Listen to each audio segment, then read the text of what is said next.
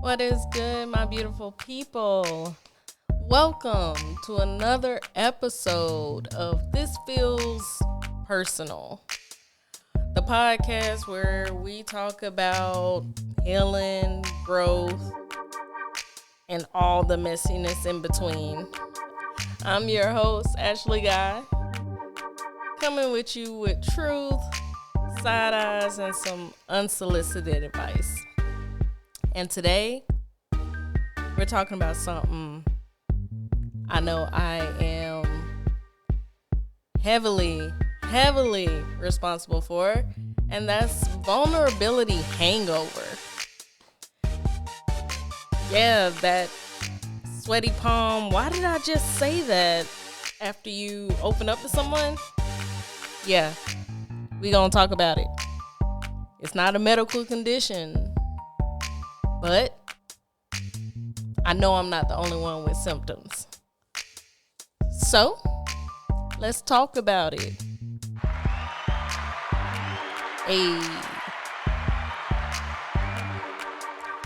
So, what actually is vulnerability hangover?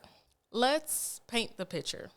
You just told someone something about yourself that was deeply personal.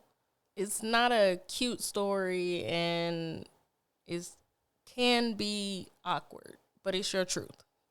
It's raw, it's real, and very likely messy.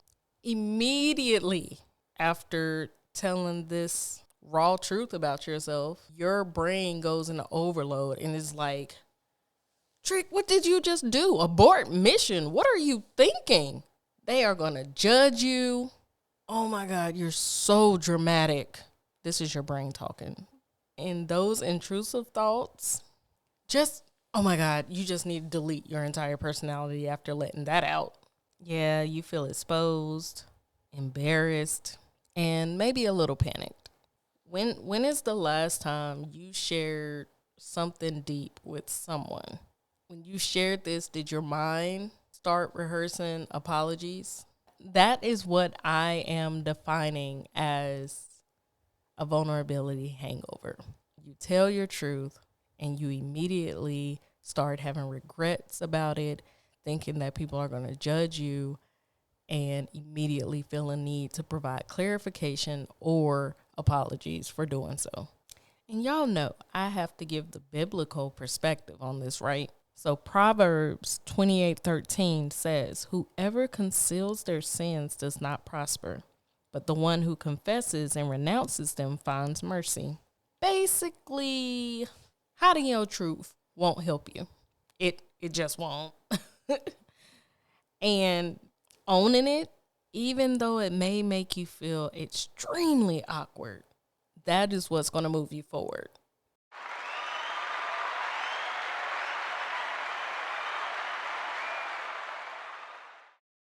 Let's get personal. When I was dating my husband, I had secrets of my own. And I'm going to be completely transparent and let it be known that I didn't willingly kind of tell this secret. It kind of happened abruptly. We were making out, and he went and grabbed my thigh. It was like this burn of pain. And so I kind of jumped. He was like, "You all right?" And I was like, "Yeah." But then I started like fiddling with I think I was wearing sweats or something. I started fiddling with that, trying to change the subject. But, we had gotten pretty close at that point. So he knew something was off. Absolutely knew it. There was no avoiding it. And he's like, "What are you not telling me? Did something happen?" Because he had some history of my background, at least with, the rape, my past suicidal thoughts, stuff like that. So he knew at least that much. So he was kind of pretty good at figuring out, like, something's wrong and you're not telling me. Shout out to Babe for calling me out and holding me accountable. I had to admit to him that I was a cutter. And for those who don't know what that is, it's just self-harm. I would take some blade or something, and I typically chose to cut my thighs because I felt that was the best place to hide it. Because when I'm a tomboy, I wear jeans or sweats, so it's easy for me to hide all the things. And, considering my past history with suicide and stuff, I'm like, yeah, people who know that piece of me, they're going to figure out that I'm doing things if I mess with my arms. So my logic, although irrational, was cutting my thighs. I won't lie, I was absolutely terrified after I said what I said. It was awkward, and all I could think was, he thinks I'm broken. And he got extremely upset, like going off on me about it. And it was like, in that moment, I didn't hear nothing he was saying. I heard a cuss word every now and then, but outside of that, it was like on Charlie Brown with the teacher, womp, womp, womp, womp. That's all I was hearing. This is going to ruin everything. He's going to leave me. I'm broken. And I was just, I guess in that moment, trying to mentally prepare for the breakup, I guess. I was trying to figure out if I should just get my stuff and leave or just sit there. Even now, I don't think I clearly know my thought process outside of he's going to leave because I'm broken. So I felt shame. I felt fear. I felt the classic vulnerability hangover. I wanted to pretend it never happened. I wanted to try to go back in time and erase that moment. And all I kept thinking about is there a way for me to take this back? Again, I'm broken. He's going to leave. This isn't fixable. He knows now. But clearly, considering I am calling him my husband now, he didn't leave. To my shock, I'm not going to say he didn't judge, because I did feel judgment. But it was more of a, I love you too much for you to be doing this to yourself kind of judgment. If judgment can be described that way. I tried to explain, which, of course, to the rational person, no explanation could be deemed rational for doing that to yourself. I was just happy that he held space for me to talk about it, to let me know that, okay, we're going to work through this, even if I have to call your parents, because he know, like, I don't like my parents worrying about me. He was like, I would call them myself and tell them what's going on if you don't figure out a game plan for moving past this. Clearly, like I said, he didn't leave, much to my surprise. And I think our relationship deepened after that. I felt closer to him, that I could be honest with him about everything that was going on in my work life, just the things that I was feeling, my friendships, all of that. I felt I could talk to him about after that happened and be a little more blunt and honest about things rather than, sugarcoating it, because I was worried about him exiting stage left. That story alone about my husband and my relationship is reason enough, although scary, of why vulnerability is important. The hangover isn't punishment. It is proof that you are trying to show up for yourself. And you have to remember that. It's very important to never forget that. So, Ashley, why do hangovers hit so hard? Well, let me tell you. Here's the simple truth. Opening up is scary. And I don't mean scary like in a traditional dangerous sense. I mean scary in an unfamiliar sense. You are showing sides of yourself that you typically keep hidden from everyone. So if it's something that you hide, why wouldn't it be deemed scary?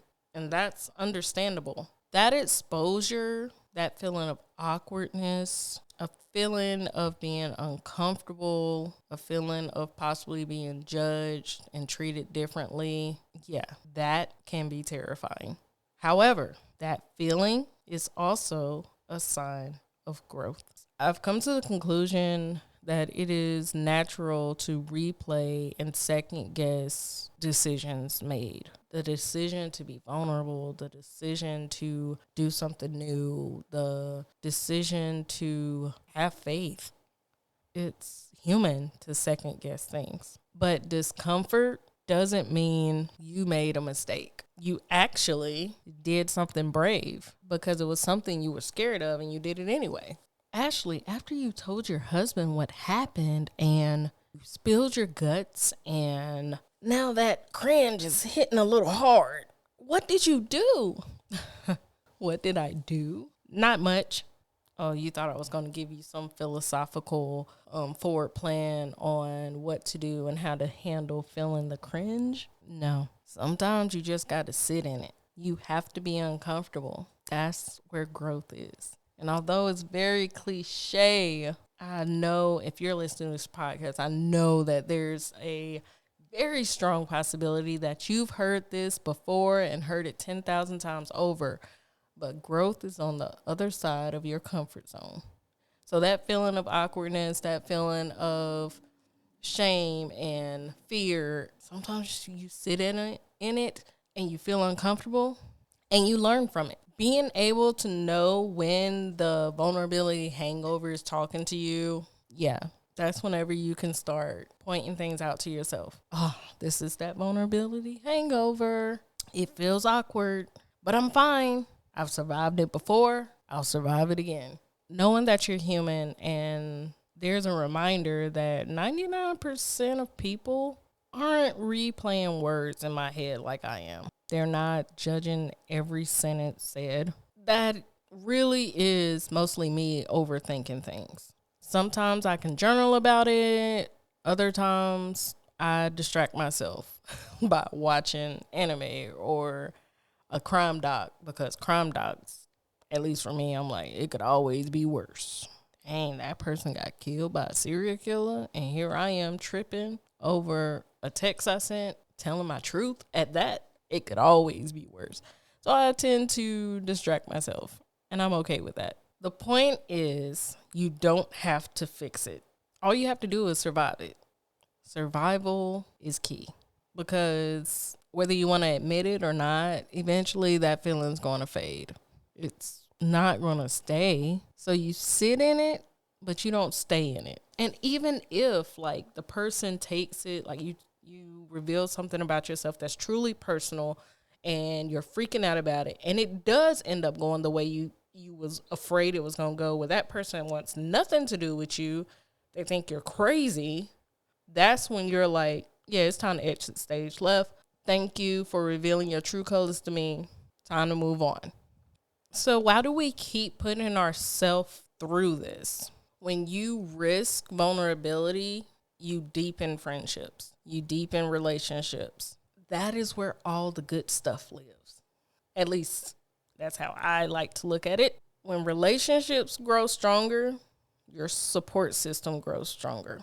I mean, let's be honest. When you are able to open up freely in therapy, that's whenever the real work can start.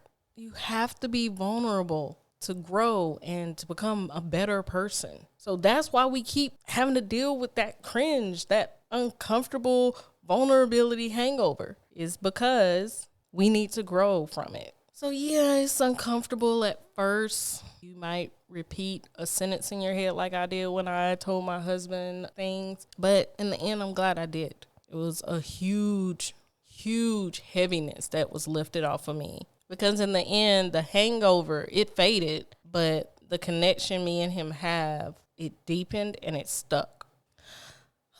Well, that was a lot, don't you think?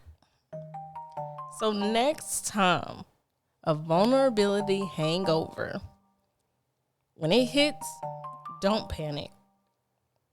Name it, send it, and maybe even laugh at yourself a little. It's not failure, it's growth.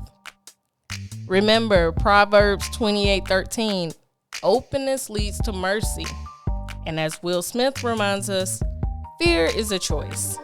Discomfort is just part of the process. So share this episode, people. Share with someone who's struggling to open up.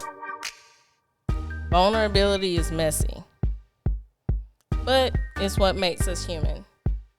So until next time, drink your water, walk a mile around the neighborhood, and open up to that person that you've been hiding stuff from. You dig? Peace and blessings. Bye.